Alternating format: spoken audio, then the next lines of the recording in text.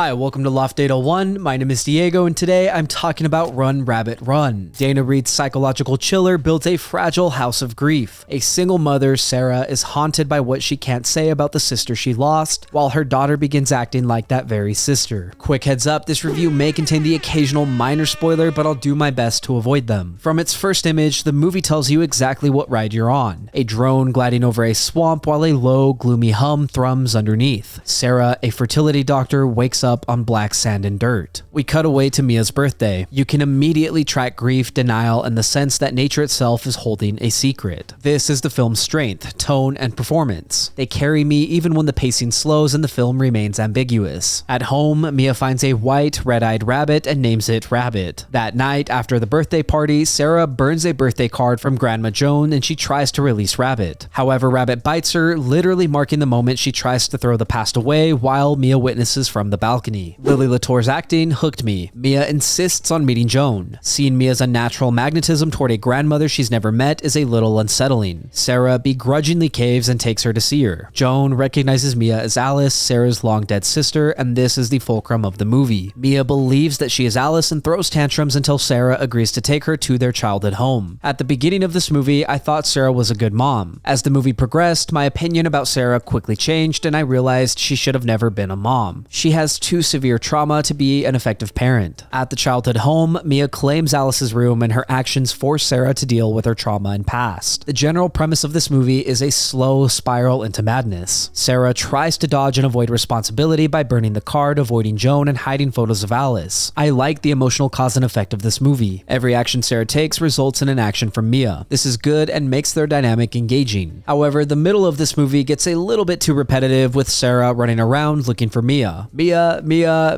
where are you? Come on, Sarah, keep track of your kid. The movie is also a little too ambiguous about whether Mia is possessed, reincarnated, or being manipulated by a separate entity, and that can sometimes be frustrating. These aren't major complaints, but they do affect the overall pacing. If you haven't picked up on it, the main theme in this movie is trauma. Sarah's job is ironic. She's a fertility doctor and can help others create life, but she fails to nurture the life she already has. Rather than do things to flourish, everything she does is to contain. The tone of this movie is her coping mechanism externalized. It's a mournful and haunting tone. This movie isn't necessarily a horror movie, but more of a psychological drama. It favors aches over shocks. I like the desaturated grays, wide frames, and hard shadows. I love the micro expressions actress Sarah Snook gave. They let you think before any words come out of her mouth. I love the way her eyes track, her jaw sets, and how she holds her breath. These little micro beats enhance the mood. Straight up, I think this movie is worth watching for Snook's performance. I also think Latorre does a pretty good job for a kid actor. She's occasionally cheesy, but for the most part, her bunny mask, quiet stares, and sudden tantrums are solid. Some scenes definitely lean on the horror kid tropes like creepy drawings, but either way, this is a strong showcase for Latorre's range. She toggles between vulnerable child and accusatory revenant with ease. I think my favorite thing about the dynamic between Sarah Snook and Lilylatorre is that they genuinely look like a mother and daughter. Their chemistry is great and they sold me. The other side characters in this movie like Joan and Pete are a little thin. They exist more for exposition than anything else. Joan is the voice of denial. Pete is the ex who presses for quick fixes. Again, these characters are a little shallow and hardly in the movie, but that reinforces the isolation that Sarah feels. The cinematography also adds to the mournful tone of the film. The low contrast, sea spray gray makes each location in the film feel like a station of guilt. The river, cliff, house, and shed. It's all a memory map. I love the way the drone shots make us feel tiny and isolated. It's a visual reminder that guilt is bigger than us. I feel like creepy homes are a staple of the horror genre. I love how Sarah removes pictures from the home, but the images return each day. It's like the house refuses to lie for her. It won't hold secrets, and I love how that added eeriness to the tone. If I remember correctly, the score and soundtrack are pretty minimal. Outside of the opening thrumming, I can't remember much more other than it was moody and emotional. I know I mentioned the pacing, so I want to be clear, this movie feels like a slow burn. It's only an hour and 40 minutes, but because it's a drama that relies heavily on the two characters and their performances, it can sometimes feel a little monotonous. So in my opinion, this movie could have shaved off about 10 minutes throughout the film. This would have sped up the pacing and potentially intensified the stakes a little better. To end things on a positive note, despite the slow pacing, I think this movie builds up towards a satisfying climax. It helps frame the film in a different light, and I appreciated that.